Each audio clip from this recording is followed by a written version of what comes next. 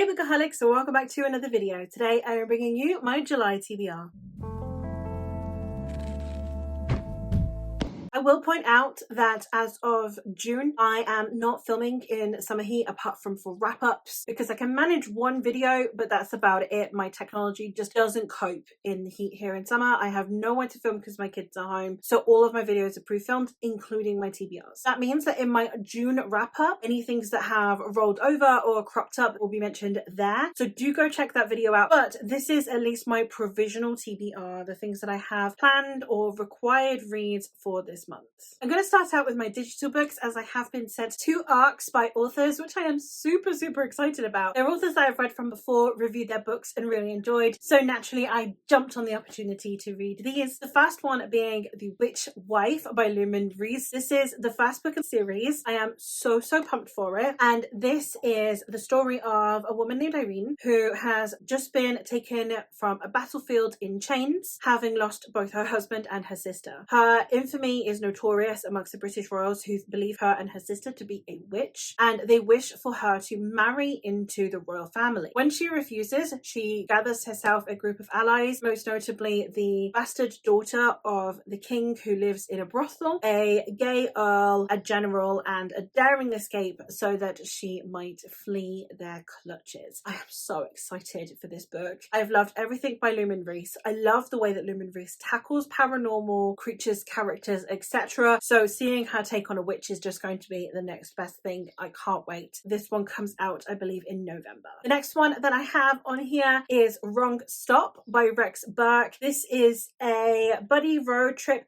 alien story. I think it's been compared to like Paul, and this is the story of a young man who has decided instead of going to college he's going to backpack around Europe along with his conspiracy nut friend and his drinking buddy. And then when they encounter an enigmatic stranger on the train to Berlin, it changes their lives forever. Rex Burke has a sense of humor that just really tickles all of my fancies, I'm not gonna lie. It's just really fun and engaging. It's not overt, it's not too slapstick, but at the same time just has like really punchy laugh out loud moments. So having that with being that it's a sci-fi, the alien thing involved, with then just a road trip around Europe with really messy characters, sounds like it's going to be a blast, and I can't wait to get to it. Now I'm going to get into my other obligation reads. Those are the only digital books that I have on here. Obviously I could potentially add more. This is just stuff that I am prioritizing. The next one is I am going to now continue working my way through the Cosmere, which means that I am going to be diving into Warbreaker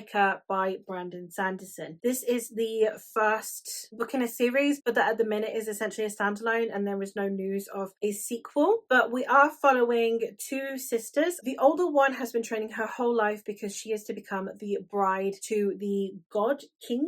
Upon the day that she is to be sent off to go marry him, their father decides that actually he does not wish to part with his beloved favourite daughter, so instead sends his younger daughter in her stead. She is then sent across to go live with this God King, and it's the 2 stories of the sisters. We have the one who is learning how to live in this God King's realm, and then we are following the other sister who has set out to go retrieve her younger sister. I am really excited for this one. I think of all of Brandon Sanderson's ones, this is the one with the synopsis that most excites me. So there is a lot riding on this one because I feel like between loving Elantris but then being disappointed by Mistborn, a lot is kind of contingent on whether or not I like this one as to whether or not I am excited to continue my way through the Cosmere. For another read along, but this is one that I am hosting with my friend Eleanor, I am going to be working my way through the next installment in the Temeraire series. This is book 5 of Victory of Eagles. I have been posting live shows and I will still be participating in the live shows for these books, and I'm really excited to get to this one because it is back in England. It is very Napoleonic centric again, the attempt to invade and occupy London, so it's going to, I think, have a lot more like warfare that I am familiar with, and I'm very excited to see how the dragons are incorporated in here. This is a series that I have mentioned in every TBR for months, but in case you've missed them, this is the Napoleonic Wars but with dragons, and in it we are following Captain Will Lawrence, who upon boarding and taking over a French vessel, turns out there is a dragon egg on board that is on the brink of hatching, with no time to actually make it to shore and allocate the dragon to actual dragon riders. Instead, one of the crew need to take the hit and become the dragon's new rider. So Will takes the hit and therefore is now assigned to a life being the companion of the Fighting Dragon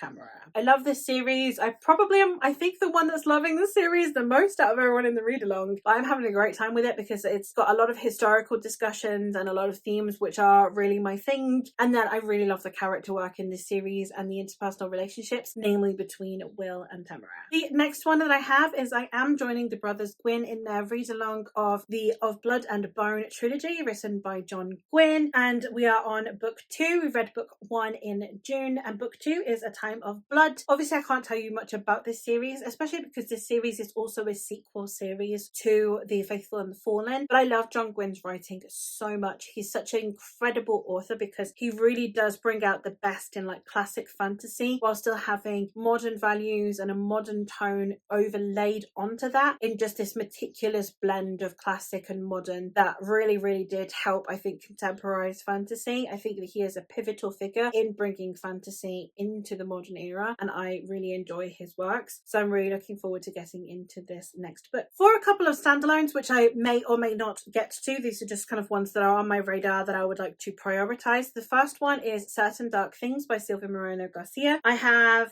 read Gods of Jade and Shadow and Mexican Gothic by this author, and I'm really excited to give this one a go. This is a paranormal fantasy, and we have vampires, and they are like drug cartels. It's set in Mexico City. I don't know much more about it, but I am super excited to delve into it and see how Silvia Moreno Garcia tackles paranormal. And the last of the standalones that I have on here is I would like to try and get to The Song of Achilles by Madeline Miller. This is one that I want to get to solely on the basis that it really gives me summer vibes, so it seems like a good time to be delving into it. Circe is one of my favorite mythology retellings I've ever read, so I'm really excited to give this one a go. This is a Iliad retelling from the perspective of Patroclus, who was Achilles' lover. I'm excited to get this story from Patroclus' perspective instead of from Achilles, because there's always so much more emphasis on Achilles that actually centering the lover instead of the main hero sounds like it's going to be a great time. And then last but not least, the series that I plan on reading this month is The Drowned Empire by Andrea Stewart. This is an epic fantasy trilogy that consists of The Bone Shard Daughter, The Bone Shard Emperor, and The Bone Shard War. In this story, we are following a young woman who is the daughter of the Emperor, who he is refusing to declare as his heir to the throne. So she decides that she is going to learn how to wield bone magic, which is a forbidden magic that only the Emperor himself might wield. She does not fully understand the deadly cost of this, but while revolution is beginning to sweep the land as the empire is failing, she must do what she can before it is too late. From what I can tell, this is loosely based on the Singapore piracy age, and therefore we have a lot of maritime talk and a lot of seafaring and piracy, which I think is just perfect for summer. I'm really excited to be getting into this author's works as well, and this is a series I've had my eye on for quite a while, so I'm hoping that it pulls through and I love it just as much as I suspect I will. And there you have it. Those are all of the books that I plan on reading in July. As I said, do go check out my June wrap up, because it is possible that any alterations, for example, if I need to pass something over from June, or if I have been sent another arc that would also be added to this TBR, that will be featured at the end of my June TBR. It's possible that this is all the books I'm going to be reading. It's possible that I'll have more things, but I'm really excited for all of these and I really hope that I can get to them. This is my priority for this month. Let me know what you're planning on reading in July, and I will hopefully catch you in another one soon. Bye!